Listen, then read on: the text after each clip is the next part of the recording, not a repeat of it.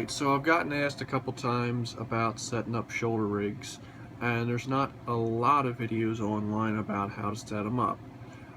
It's kind of a niche market, and they're not for everybody.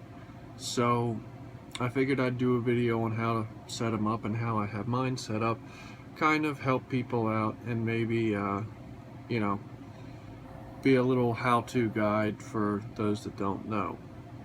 Now, the important thing about shoulder rigs is you get what you pay for. I do not recommend the ones that are all nylon and Velcro and all that, because one, they don't last, and they don't lay right, they're uncomfortable, and they're just overall poor quality.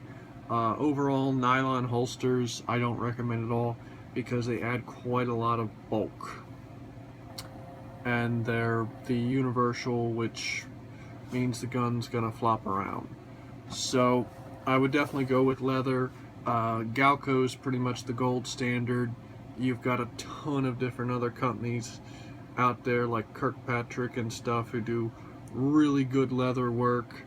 There's a ton of decent holster companies out there that do shoulder rigs. So as far as setting up, there's two main styles of shoulder rigs.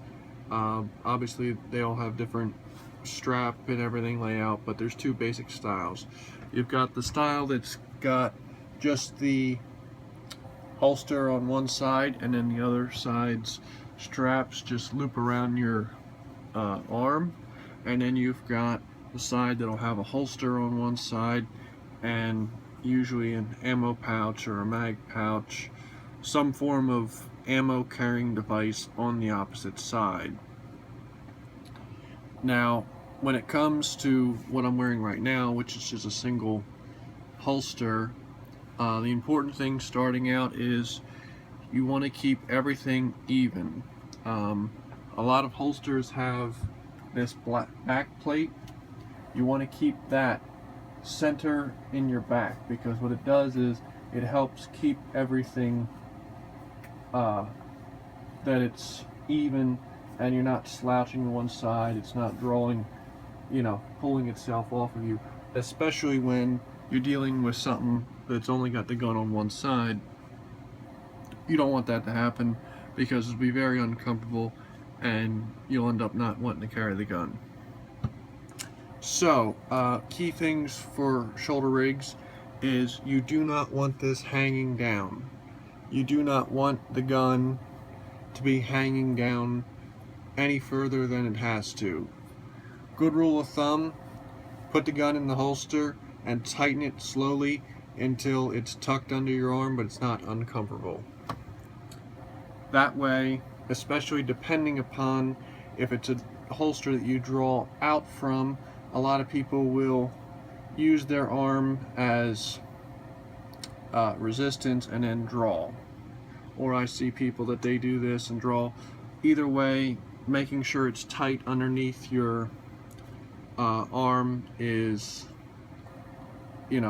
practical. Now, with this style holster, with not having anything on this side, it's important you want this tight. See how there's not really much give in this when you pull on it? In fact, it pulled the center thing over. You want that tight, because what's happening is there is no counterweight on this side. So you want to have this as tight as is comfortable, so that when you put the gun in the holster, it's gonna pull down, and it's gonna, as you walk, it's gonna pull to that side. Now, when you've adjusted your holster correctly, you don't notice it, and this holster, which I have adjusted correctly, I can wear 8 hours at a time, and it's very comfortable. So the key thing there is having it tight, and don't expect to get it right the first time.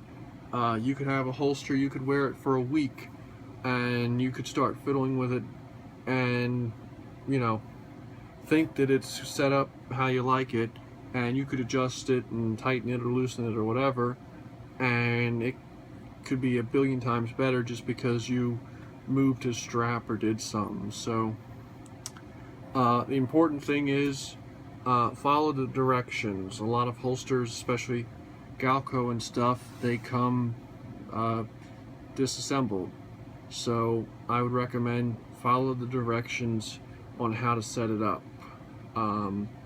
Actually, I'm going to show you the Galco one and show you the difference between this, which is a Varsity leather, and a Galco one. Alright, so this is the Galco Jackass rig. I did a separate review on this. I actually did a separate review on the Varsity leather if anybody wants to go watch that.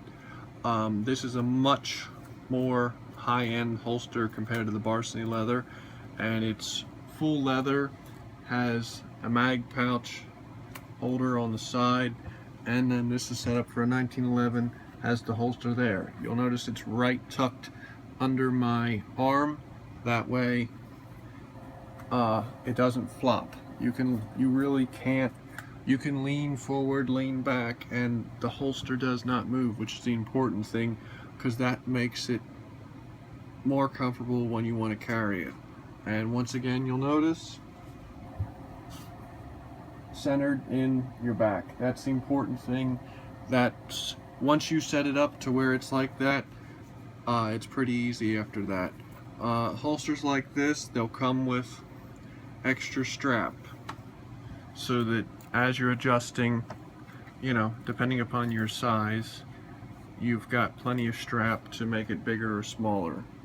One of the key things is don't cut the straps until you are 110% sure you've got it set up how you like it. I've heard of several people that they'll set it up, they'll put the gun in, they'll think they're good to go, and they'll cut the straps down and be on their way, and you know, they'll wear it for a month, and after a month of it, you know, riding on them wrong, they'll hate it and wish they could adjust it, but because they cut the straps, they can't. So that's just pretty much the basics on how to set up a shoulder rig. Follow the directions, try and keep everything, you know, tight so it's not flopping around. There are tie-down straps. I know this one doesn't come with it, but you can get the tie-down strap for it. That's personal preference. I don't need one for this because it's so tight it doesn't move around. My GP100 holster, I do use a tie-down strap only because the gun is vertical, so it's a lot of weight up and down for the to support. So if you do lean forward, it will kind of lean forward with you. If you have any questions, feel free to ask them, and have a good night.